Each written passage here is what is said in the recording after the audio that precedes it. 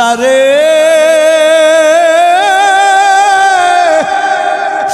এই গুনাহগুলি নিয়া তোমার দরবারে কেমন করে হাজির হব আল্লাহ, বড় ভয় লাগে, অন্তরের ভিতরে বড় ভয় জাগে গো আল্লাহ। তবে আমি একটা কথা জানি আল্লাহ গো, মানুষ যতই গুনাহ করুক না কেন, মানুষের এই গুনার শেষেও তো তোমার রহমত আছে গো আল্লাহ।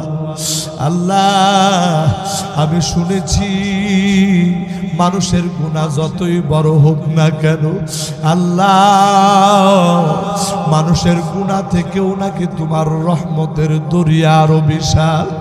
ও গো মালিক, জীবনে তোমার সিজদা দেই না, জীবনে তোমার ইবাদত বন্দেগী করি না আল্লাহ, বলতে বড় লজ্জা লাগে, কিন্তু তুমি ছাড়া তো আমার আর কেউ নাই গো আল্লাহ। আল্লাহ এই নাফরমান বান্দার প্রতি তুমি একটু দয়া করো না। এই কথা বলিয়া ওই যুবক ভাইটা কান্নাকাটি করে। ওই মা জননী সন্তানের এই বেহাল দশা দেখে মাও কান্নাকাটি করে।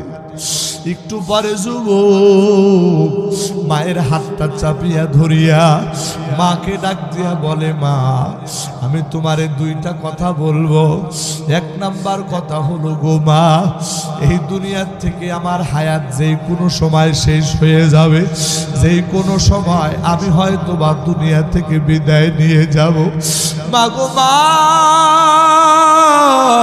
দুনিয়াতে মানুষ মারা গেলে কোন মুসলমানের কবরস্থানে দাফন করা হয়।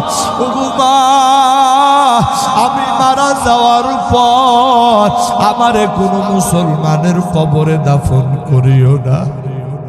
আমি যে কত বড় পাপী গো মা, আমার পাপের কারণে কবরের মানুষদের আযাব বেড়ে যাবে। ও গো মা, তোমারে দুইটা ওসিয়ত কইরা যায়।